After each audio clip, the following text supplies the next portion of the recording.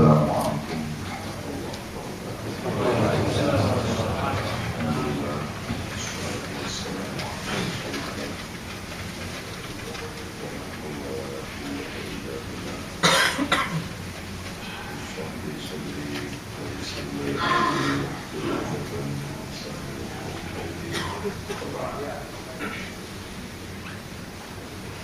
Sekalian, pada kesempatan ini kita pertama mendoakan saudara-saudara kita yang kena musibah. Ini belum selesai Gunung Sinabung, Gunung Kelut. Dia 5 hari lalu sudah mulai batuk-batuk lagi. Dan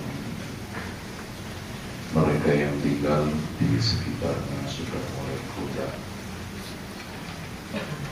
Karena Kelut ini punya sejarah yang lebih mengerikan daripada Merapi. Kemudian yang kena banjir, ya mungkin rumahnya sudah dibersihkan, banjir lagi. Dibersihkan, banjir lagi. Dan kita yang tidak kena musibah harus bersyukur, caranya bantu yang kena musibah. Itu sudah konsekuen ukhuwah. Nah, yang kita bahas kali ini adalah manisnya persaudaraan karena Allah. Hadirin sekalian, saya akan sampaikan beberapa fatwa ulama seputar masalah kaitannya dengan ukhuwah ini. Di antaranya adalah Ka'ab al-Akhbar mengatakan, "Rubba qa'imin mashkurin lahu." Berapa banyak orang yang diam mendapatkan ucapan terima kasih karena ukhuwah.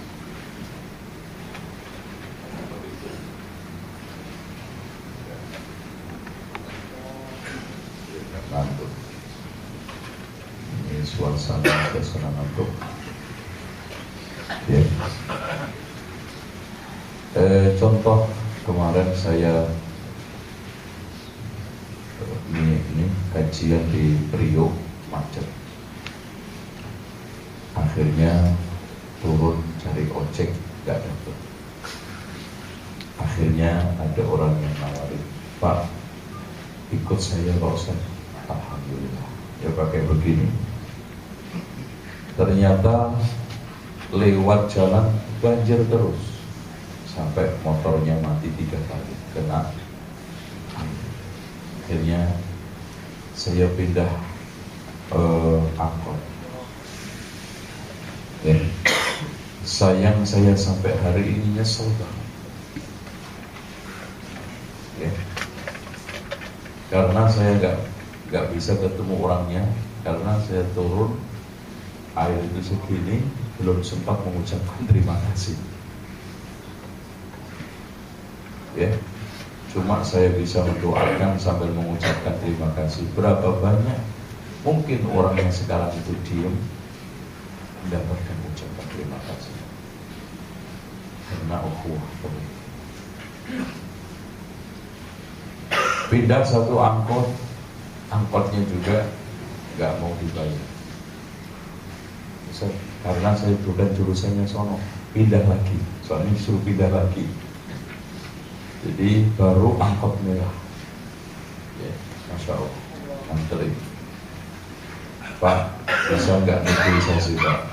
Gimana Pak? Bapak nggak usah ngambil penumpang. Nanti kita hitung-hitungan. Iya Ustaz, Masya Allah, digenjot sampai Alhamdulillah menjelang koma selesai. Ini yang baru nyampe. Berapa banyak hanya duduk mendapatkan ucapan terima kasih.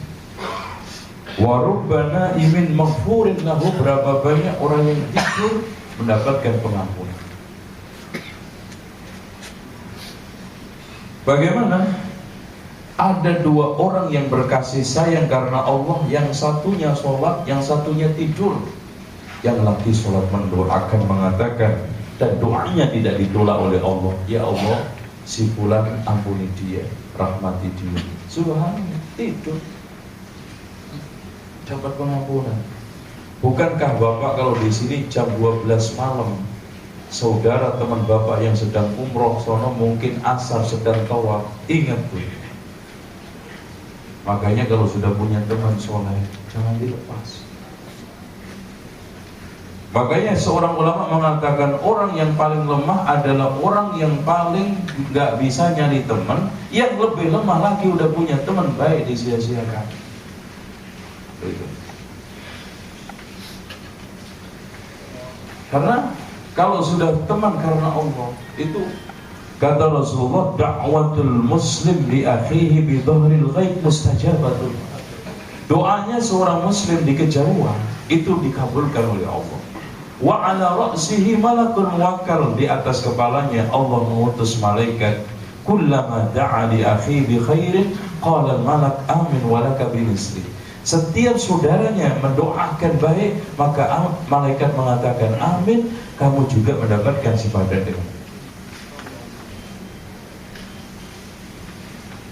Nah, Bapak didoakan, ya Allah rahmati dia, ampun dia, itu lebih baik daripada dibeliin satu setel pakaian, sepasang sepatu.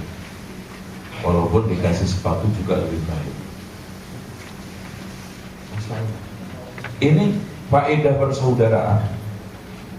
Makanya jangan sampai disia-siakan. As-sahibus shalih khairun minal wahdah. Teman yang baik itu lebih baik daripada kesendirian. Wal wahdatu khairun min sahibis su. Sendiri yang itu lebih baik daripada teman yang jelek. Wa mumillul khairun minas samit. Orang yang suka ngomong cerewet tapi untuk kebaikan itu lebih baik daripada teman pendiam. Teman cerewet untuk baik lebih baik daripada pendiam. Nggak komentari kita itu bukan orang baik. Bahkan teman yang jelek, yang nggak baik adalah mendiamkan ketika kita itu salah. Cerewet untuk kebaikan nggak ada masalah. Terus dikit-dikit tegor gitu, masya Allah, alhamdulillah. Ada yang negor, pas kok tobat ini, hari-hari ini sholat sering terlambat, alhamdulillah diingatin daripada dibiarin. Ya. Dengan demikian, teman yang baik adalah teman yang bisa nyalah-nyalain kita. Dan kata Abu Zur'ah, ma tahabba rajulani fillah, tidaklah ada orang yang berkasih sayang karena Allah, illa kana afdaluhuma asyadduhuma hubban li sahibi, melainkan yang terbaik adalah yang paling besar cintanya kepada dia. Itu. Dan itu hadirin sekalian bisa kita wujudkan, tidak ada pamrih. Saya berteman bukan karena sepertamina, sejawa, sepadang, ya, seapa, tapi seagama. Coba bayangkan Pak, dibawa sampai mati, Rabbana ighfir lana wa li ikhwanina alladhina sabaquna bil iman. Mati aja masih mendapat kiriman doa, kiriman pengampunan berkat ukhuwah. Rabbana ighfir lana wa li ikhwanina alladhina sabaquna bil iman.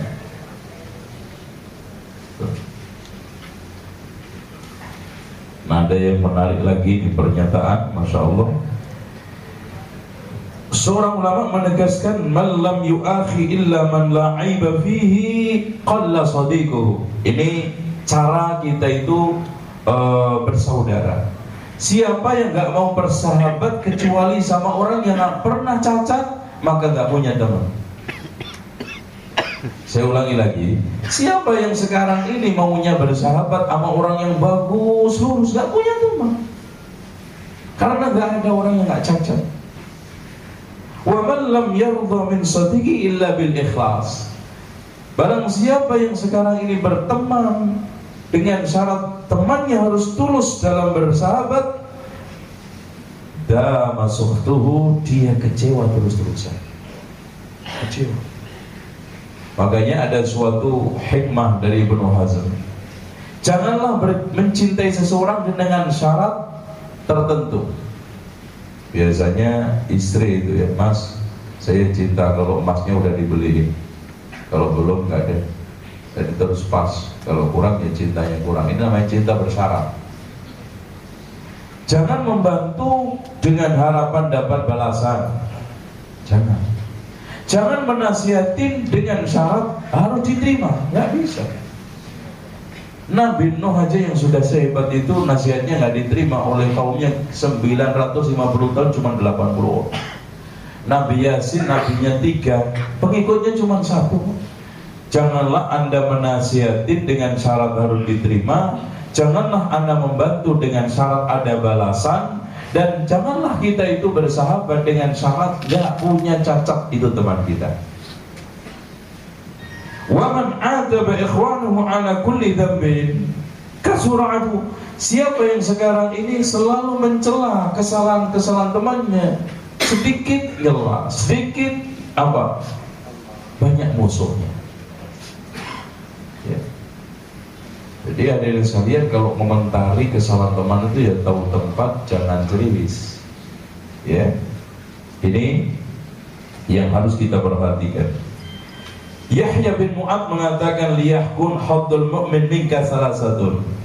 Sikap Anda terhadap orang mukmin minimal 3. Kalau sudah nggak bisa, ini nggak ada manfaatnya. 1, Masya Allah, illam tanfa'u fala tadurruhu. Kalau kamu tidak bisa memberi manfaat, jangan kamu celakakan. Contoh gini loh Pak, kalau kita nggak bisa ngasih duit, oh ya kalau minjem balikin gitu loh. Kalau kita itu nggak bisa ngasih dia itu paket, jangan dicolong paketnya. Kalau kita nggak bisa ngasih lempeng untuk kehidupannya, karir-karirnya, jangan direcokin. Kalau nggak bisa memberikan manfaat, minimal nggak membahayakan. Wa illam tuflihu fala tadurruhu. Kalau nggak bisa menyenangkan, jangan bikin gundah galau. Ada orang yang Masya Allah menjadi BMG, badan membuat manusia galau. Ya, senang bikin orang galau. Jadi senang itu orang susah. Kalau nggak bisa orang itu bikin senang, jangan disusahin. Kadang-kadang kasih, Mas, penyakit seperti ini biasanya banyaknya mati, Mas. Nah, kalau nggak bisa kasih saran-saran obat, ya jangan ngomong begitu, udah diem aja lah. Ya, wa illam tuflihu, kalau kita tidak bisa menyenangkan dia, ya jangan sampai kita bikin dia itu sedih kalau gundah. Wa illam tamdahu fala tadumuhu, kalau kita nggak bisa memuji, jangan mencela. 3 syarat untuk teman kita. Gak kasih manfaat, jangan mencelakakan.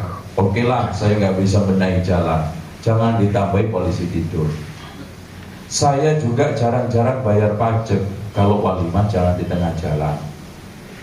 Tuh. Hal-hal yang seperti ini kecil, tapi bahaya buat. Kalau saya tidak bisa membantu dia dalam hal-hal kesulitan, ya jangan diganggu lagi. Malah dibikin sulit dia. Kalau nggak bisa menyenangkan, jangan bikin galau. Kalau nggak bisa memuji, jangan mencela. Nah, lanjut. Ini hikmah juga. Kata Sufyan ibnu Uyainah, seandainya kamu punya punya musuh, orangnya baik, itu lebih mendingan daripada punya teman orangnya jelek. Musuh yang baik dengan akhlak keimanannya bisa mengendalikan diri, Pak.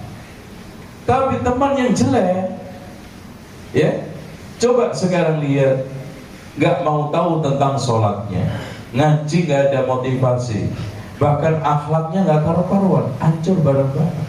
Makanya mendingan kita punya musuh tapi orangnya baik, mungkin permusuhan pribadi, daripada punya teman akhlaknya, akidahnya, tabiatnya, wataknya, kebiasaannya jelek.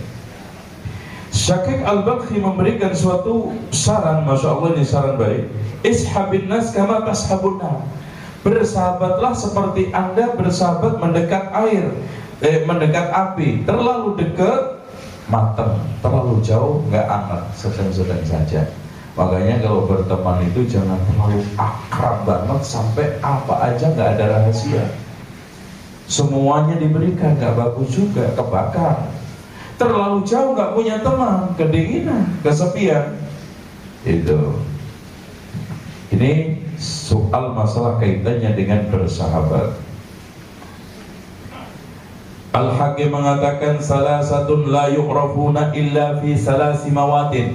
Ada 3 perkara yang tidak diketahui kecuali di dalam 3 tempat, 3 kasus. Yang pertama, la yu'raful halim illa indal ghadab. Orang itu tidak diketahui pemurah, lapang dada, pemaaf kecuali setelah marah. Tes marahnya.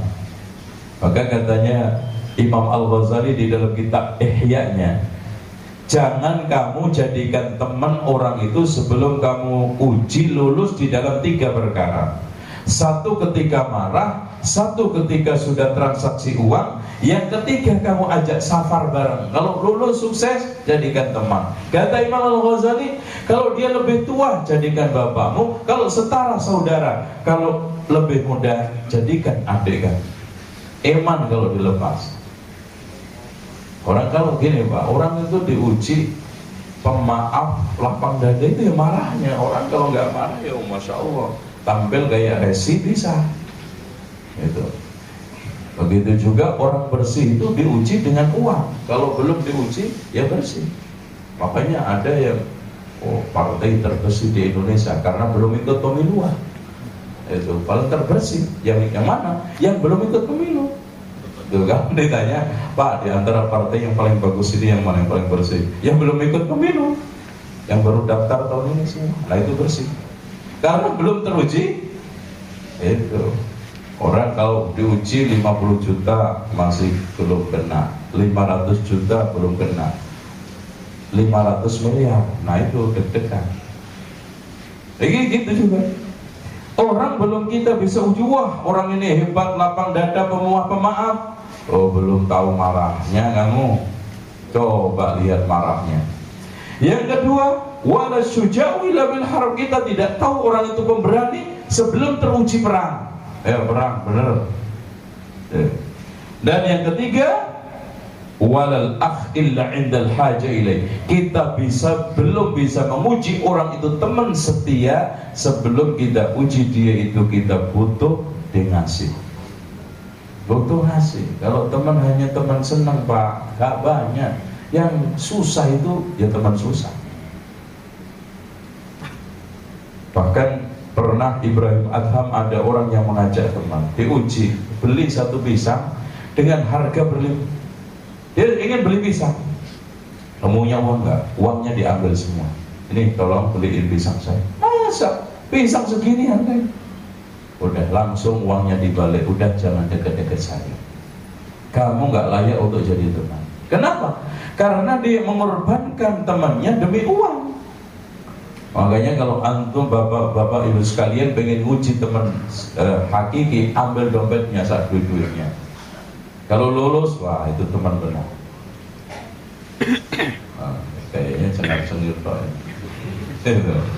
Ya, memang berat. Hadirin sekalian, pernyataan lagi dari salah seorang ulama. Al-ikhwanu salasu tabaqatin, kata Al-Ma'mun. Teman itu ada 3 tingkatan. Teman yang seperti al-ghada, seperti makanan yang selalu kita butuhkan setiap hari. Ada teman yang seperti obat, tidak butuh kecuali saat sakit. Ada teman kayak penyakit, tidak pernah kita butuhkan sama sekali. Nah, kita perhatikan teman di sekitar kita itu yang kayak apa. Ada orang yang persis kayak obat Pak, nongol kalau sakit, jumpa kita kalau butuh, telepon kita kalau perlu dok. Ya kalau faktanya sama dokter, kita itu kenal dokter kalau sakit. Bahkan ada orang sumpah, pokoknya anak cucu saya mudah-mudahan gak pernah ketemu dokter, supaya gak sakit maksudnya. Nah yang lebih bahaya lagi hadirin sekalian, teman kayak penyakit, didekatin ketularan, selalu membuat onar dan selalu membahayakan orang. apalagi penyakitnya menular, na'udzubillah. Sehingga di sini kata Imam Mujahid, salasun yusfina laka wudda akhika. Ada 3 perkara pertemanan, persahabatan itu akan menjadi akrab dan hangat. 1, antabdauhu bisalam idza laqitahu. Mulai salam ketika ketemu, jangan dia dulu. Ini kuncinya.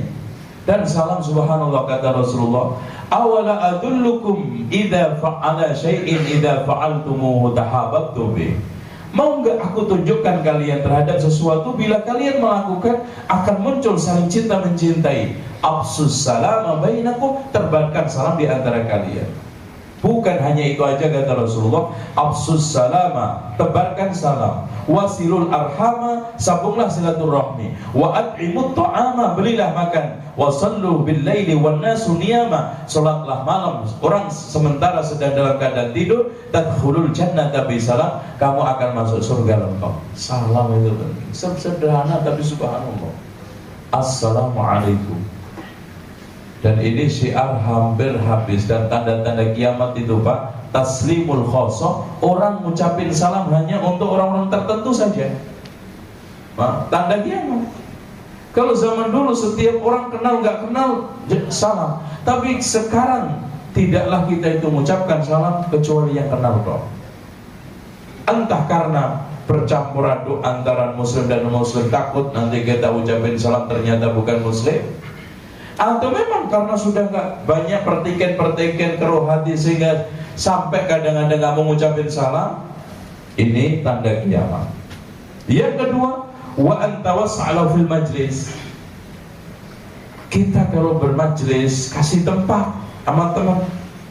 Kadang-kadang sengaja, Pak, teman orang mau duduk ngangkang duluan biar nggak ada tempat. Kalau waktu itu tasnya diletakin di sampingnya. Lah ini nggak benar. Dan kita mau akrab, ketemu salam, kalau bermajlis kasih tempat. Wa antad'u bi habbi asma'ihi, panggil dengan nama yang paling bagus.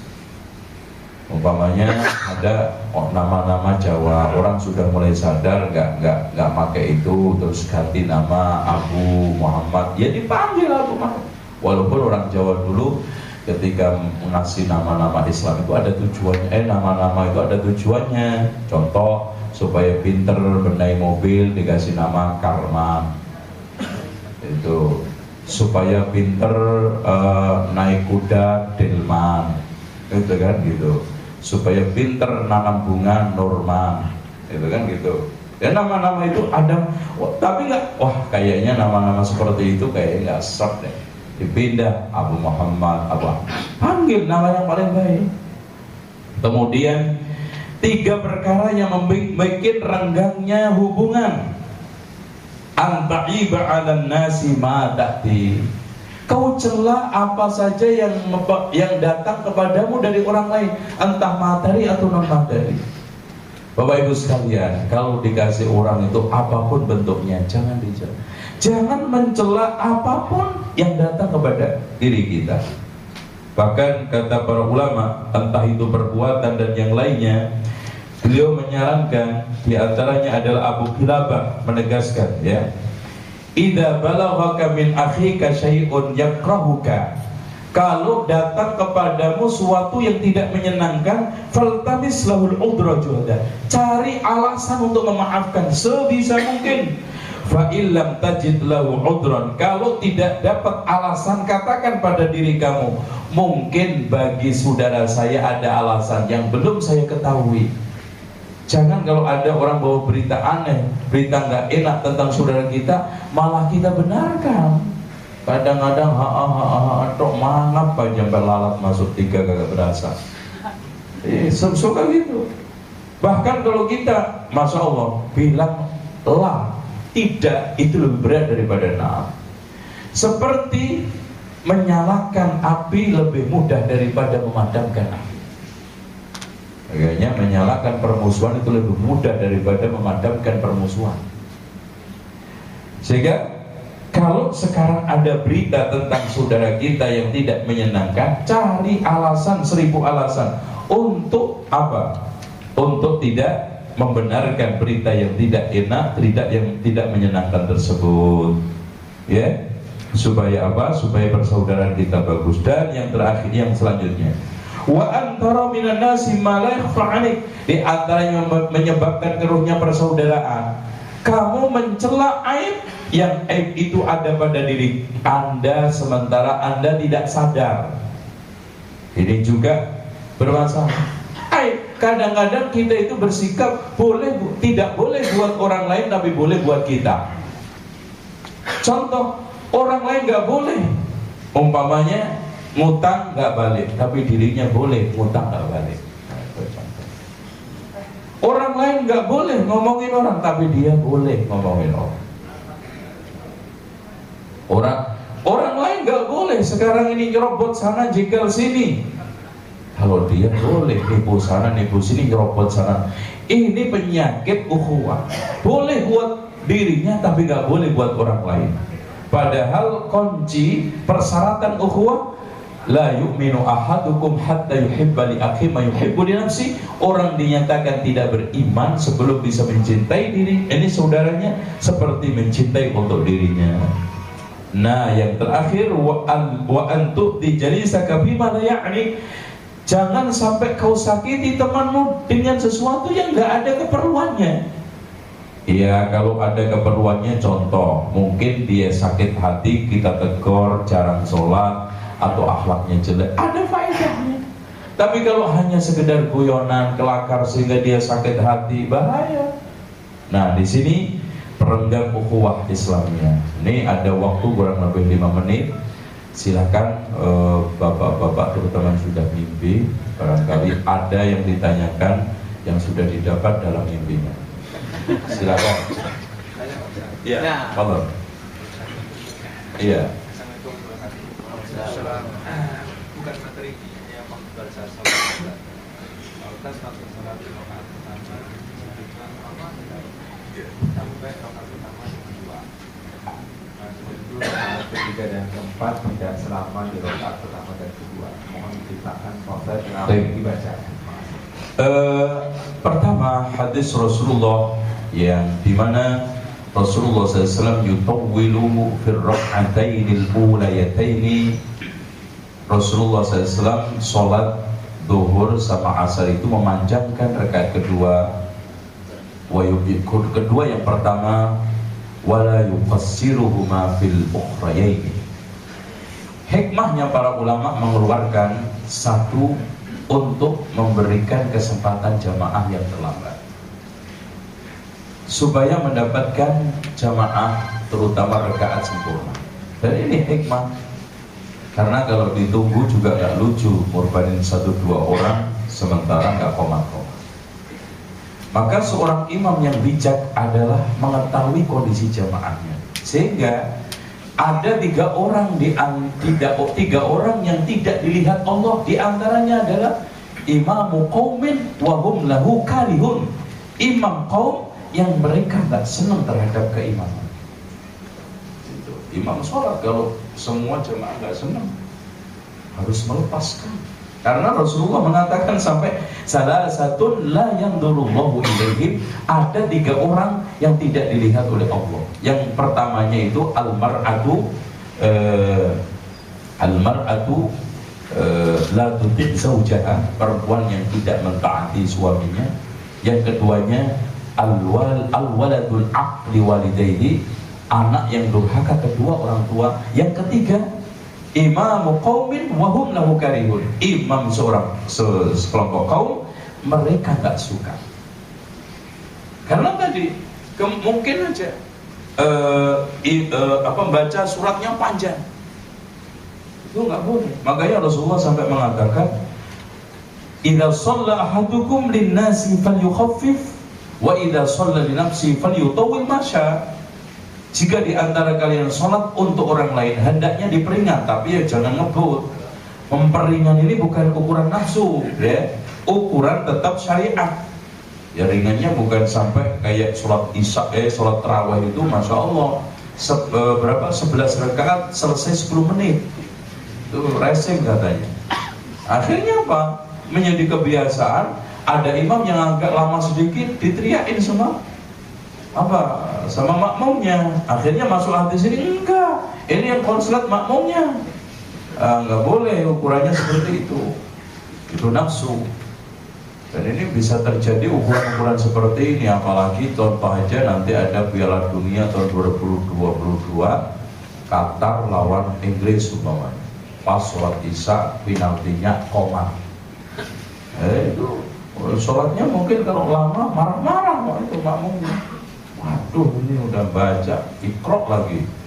Harusnya apa? Inna makul hula. Itu surat yang paling disenangi karena mempercepat selesainya sholat, gitu, cepet banget selesai. Oleh karena itu alasan hikmah tadi merupakan suatu hal yang sangat logis. Yang keduanya, hadirin sekalian, orang itu biasanya punya watak. Kalau pekerja itu semakin kesana itu semakin malas. Makanya dipercepat untuk ngambil semacam gerakan. Kalau cepat itu kan agak sedikit keluar keringat. Makanya beda dengan rakaat yang pertama. Itu ada yang sujud aja tidur kok. Pertama, kedua saking lamanya. Itu. Nah, di sini disemangati lagi, diperingan ketiga, keempatnya. Itu. Sehingga di sini terjadi sinkronisasi antara kebutuhan luar dan kebutuhan jamaah yang ada di dalam. Ini hikmahnya. Walaupun nasnya Rasulullah hanya melakukan rakaat kedua pertama dilambatkan, rakaat kedua yang kedua terakhir yaitu 3-4 dipercepat, seperti itu aja. Secara hadis tidak dijelaskan. Ada lagi? Silakan satu lagi. Ya. Kenapa sebetulnya lama dan apa yang dibaca? Yang dibaca kita bisa baca pertama doa sujud lebih panjang. Bahkan Imam An-Nawawi membolehkan semua itu dibaca dalam satu sujud. Subhana rabbiyal a'la iya, subhanal qudus iya, subhanaka wa hamdah.